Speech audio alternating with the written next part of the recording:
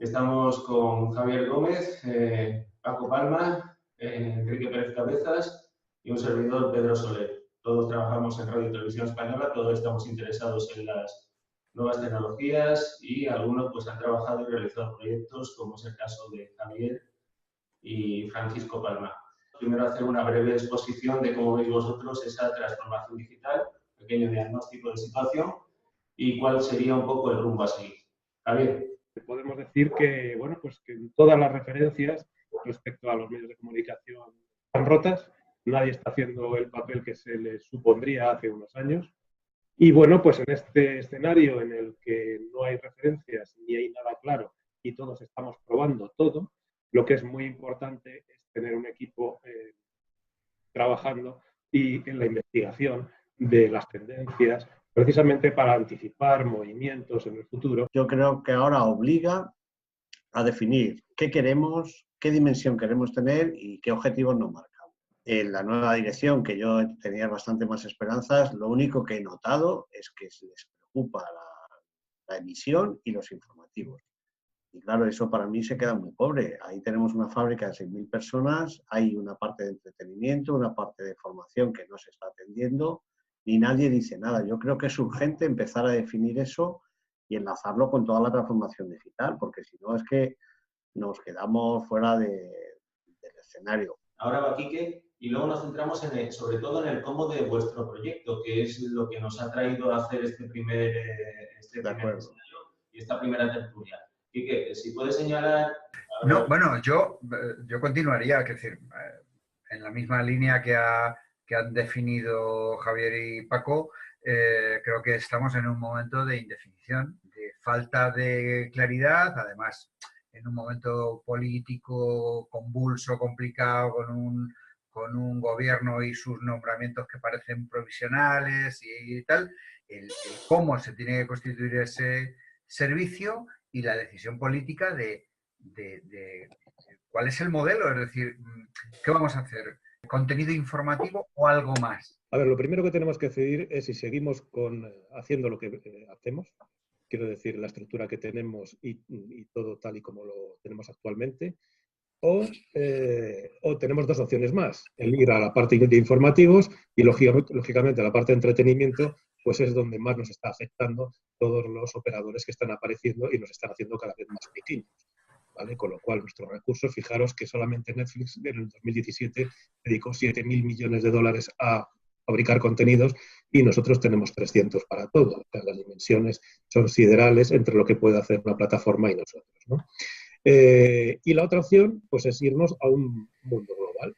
Quiero decir, dejar de pensar solo en España y pensar que podemos ser un generador de contenidos y aprovechando que tengamos el castellano, que es la segunda lengua nativa más difundida en el mundo actualmente, ya por delante del inglés, pues tenemos ahí una opción también. Y entonces, bueno, ¿eso qué significaría? Pues significaría, pues a lo mejor tener que, bueno, pues no solo estar en España, sino a lo mejor abrir dos sedes, una en Asia y otra en Estados Unidos o América, de tal manera, incluso para las noticias, cada 8 horas, por ejemplo, podía coger el control de la información cada sede, haciendo una rotación geográfica en el globo, y de esa manera pues trataríamos de no tirar tanto de noticia de agenda, de agencia. Fijaros lo que está ocurriendo con el tema de las fake news. Es decir, o sea, ahora mismo pues uno suelta, un medio de comunicación en el mundo suelta un fake news y el siguiente pues nombra a ese primer medio que lo ha dicho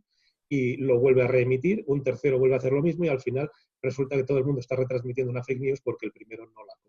Hay una fórmula que resume un poco lo que debemos de hacer o empezar a mover. No solamente dependemos de la tecnología y de la transformación tecnológica, entendemos que la tecnología es un elemento colateral, es decir, siempre vamos a tener que adaptarnos a la tecnología porque dependiendo de las necesidades de los usuarios o de lo que nos demanden, tenemos que ser capaces de darle la tecnología que nos pidan. Os pongo un ejemplo, por ejemplo, si quieren ver 3D, tendremos que tener los equipos necesarios para ver 3D. Y por lo tanto la tecnología tenemos que tenerla al día. Pero nadie habla de recursos humanos y de motivación. Es importantísimo que la política de la transformación digital se tenga en cuenta el personal y la motivación del personal. Y otra variable también de la famosa fórmula de la transformación digital es la relación con el usuario. Tendremos que estar pendiente de cómo mandamos los mensajes y cómo le llegan a la gente. De esa manera estaremos al día y por lo menos tendremos los datos necesarios para saber si estamos siendo efectivos, si llegamos con incidencias, si no, si pasan de nosotros y si tenemos que modificar algo. La transformación digital es una transformación humana. Es decir, lo que está cambiando es el comportamiento del ser humano, tanto del que fabrica el producto como el que lo consume, ¿vale? La tecnología está por detrás, pero no es lo más importante. O sea, no es una cuestión de una transformación tecnológica. Al contrario, es que está cambiando la forma en que el usuario se relaciona con la tecnología y vive su día a día. Quiero decir, no hace falta nombrar ahora, por ejemplo, los dispositivos que hay en el mercado con comandos de voz que te encienden la luz, te encienden la nevera, te apagan el congelador, en fin. Quiero decir, todo eso está, de alguna manera, significando que hay una tecnología por detrás, pero realmente lo que está cambiando es la forma en la que nosotros vivimos, que es el ser humano, básicamente. Para poder, de alguna manera, eso aplicarlo a nuestro negocio, que es un medio de comunicación, pues evidentemente tenemos que tener un equipo, que eso es lo fundamental, tener un equipo de gente, no de sabios, que si son sabios, pues mejor, pero sobre todo de investigadores, que tengan capacidad de investigar, de tener la mente abierta para ser capaces de analizar. Nosotros hemos detectado hasta 9, digamos, verticales de información que nos pueden afectar en el futuro. Todo lo que tiene que ver con el vídeo y audio, lógicamente, el comportamiento del usuario, modelos de negocio, que en el tema de los modelos de negocio es un espacio donde va a crecer mucho los medios de comunicación, porque fijaros que seguimos con los mismos modelos de negocio que hace decenios, ¿no? Entonces, de hecho, nosotros hemos estado trabajando en esta línea y tenemos cosas muy interesantes para el futuro si tenemos ocasión de poderlo llevar a cabo, ¿no? La otra es la regulación, que como siempre sabemos, pues va siempre por detrás. No es una crítica, pero es que esto va muy rápido y, lógicamente, pues por las cuestiones legales, pues normalmente pues, no suelen ir a la misma velocidad, ¿no? Ética y seguridad va a ser muy importante, dos elementos muy importantes que van a tener que ver con todo esto, porque al final, fijaros que lo que estamos hablando es de comportamiento del ser humano frente al consumo audiovisual, el entretenimiento y demás, ¿no? Entonces, hay que prestar especial atención a estos parámetros, cómo se van a regular, cómo se van a controlar o gestionar. Y un último, que sería salud y medicina. Una de las últimas, fijaros, dice, bueno, ¿y qué tiene que ver la salud y medicina con nuestro negociado? Pues os lo voy a contar. Ya os pasaré una conexión a una conferencia que acaba de dar un doctor muy eminente de Estados Unidos, en el que de alguna manera dice que el factor de riesgo más importante para el ser humano es hacerse viejo. Con lo cual, es muy probable que en el futuro pues, nos veamos con gente viviendo 30 años más de lo que ahora la media vive, ¿vale? Pero sin tener enfermedades. O sea, lo que estamos es pegando una patada a las enfermedades que ahora suelen empezar con los 55, 60, que si el azúcar, que si el colesterol y tal, lo estamos pegando una patada pues, a los 100, 110, ¿no? Entonces, quiero decir, todo esto está en ebullición. Si hablamos de transporte y energía, pues estamos en las mismas. Tenemos otro problema, no un problema, sino que esto está evolucionando a una velocidad brutal, ¿no? Entonces, quiero decir, todo esto está haciendo que cambie el comportamiento del ser humano frente a todo, a cómo vive, cómo consume, cómo disfruta, cómo tal. Y entonces es importante que tengamos un equipo de personas dedicado a que investigue estas tendencias para poder anticiparlas y ver cómo nos va a afectar a nuestro negocio, precisamente porque no tenemos referencias. Si me permitís, yo creo que esa pregunta que habéis hecho al principio de servicio estatal, servicio global, creo que habláis demasiado de empresa, habláis demasiado de modelo de negocio. Yo diría que hay que partir de los fundamentos del servicio público y hay que partir de lo que hay. Servicio público, función fundamental, la cohesión social. Si queréis explotar las consecuencias de la ilustración, o en la línea de la ilustración.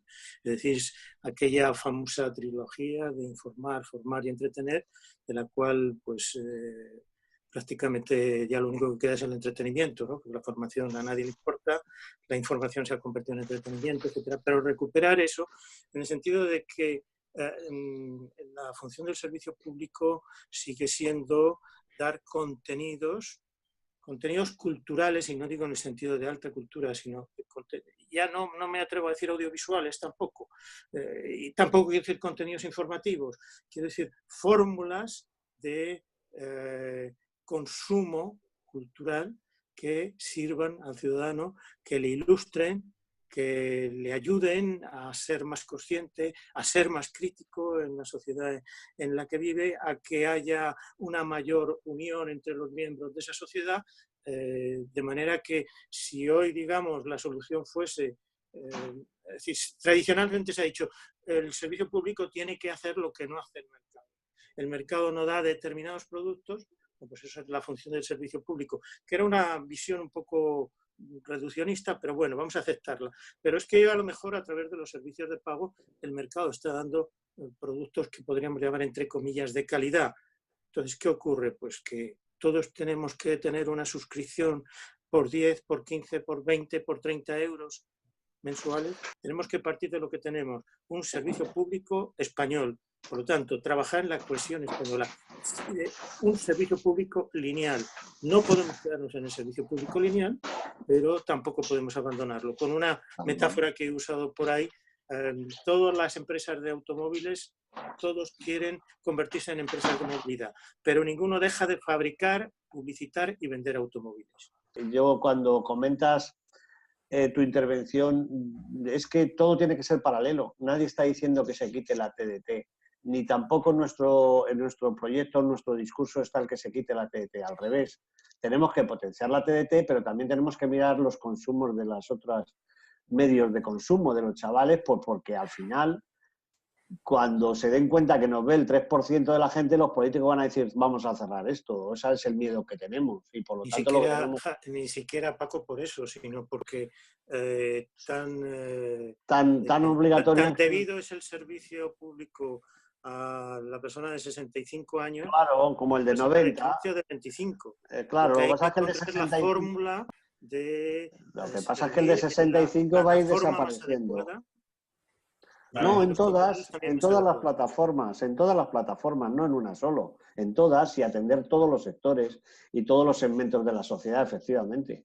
Pero no hay que olvidar que todo lo que viene por detrás, y lo que viene por detrás es la gran masa, y hay que empezar a pensar qué hacemos para ellos. Yo me ceñiría a nuestra empresa un poco en esta ocasión, ¿no? Porque, bueno, modelos teóricos de transformación digital, digamos que hay muchos y que las grandes empresas mediáticas van muy por delante, las grandes corporaciones van muy por delante, pero luego está la realidad cotidiana del servicio público aquí, en España, ¿no? Ya salieron unos datos de que las personas menores de 45 años pues ya ni nos ven ni nos oyen a Radio y Televisión Española. Eso quiere decir que, bueno, que nos queda un nicho de audiencia con un recorrido bastante escaso. Y luego hay unas sinergias en el interno de la empresa, que esto de cara al exterior va a ser más difícil de entender, pero que seguro que los que nos vean desde dentro de la casa sí que lo entienden, que no están en absoluto adecuadas. Seguramente porque desde la parte de la gestión no se ha impulsado, no ha habido ni voluntad política por un lado de convertir a Radio Televisión Española en eso que se llama el motor del desarrollo digital de la nueva sociedad de la información, pero también por muchas resistencias internas y por muchas dificultades de adaptación. Yo veo que es un barco que está haciendo aguas donde hay excesivos camarotes, pero donde no hay un rumbo marcado. Y en ese sentido nos quedan, como aquel que dice, 2 telediarios si no somos conscientes de la realidad social que tenemos delante y si somos incapaces de adaptarnos a esa nueva realidad. ¿Cómo hacerlo? Esa es la clave. Lo más importante en estos momentos, pienso, sobre todo para Radio Televisión Española, es aclarar qué modelo queremos para RTV para dentro de 10 años. Tenemos que esforzarnos en hacer una foto de cómo creemos que deberá estar RTV dentro de 10 años. Otra cosa es que acertemos o no, pero desde luego si no tenemos una foto a la que dirigirnos, va a ser muy difícil que los proyectos que hagamos a corto plazo de alguna manera estén conexos y vayan en la misma línea, sino que vamos a ser pues una fiesta de proyectos inconexos, los cuales pues unos lógicamente van a fracasar, otros, pero al final va a ser un poco la Torre de Babel. Entonces, lo primero que hay que trabajar desde dentro y desde fuera es en elaborar un modelo de futuro para esta casa.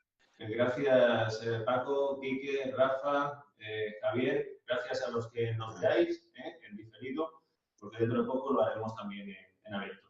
Y cerramos la sesión. Gracias. Buenas tardes. Bueno, Gracias a todos. hasta luego. Ahora.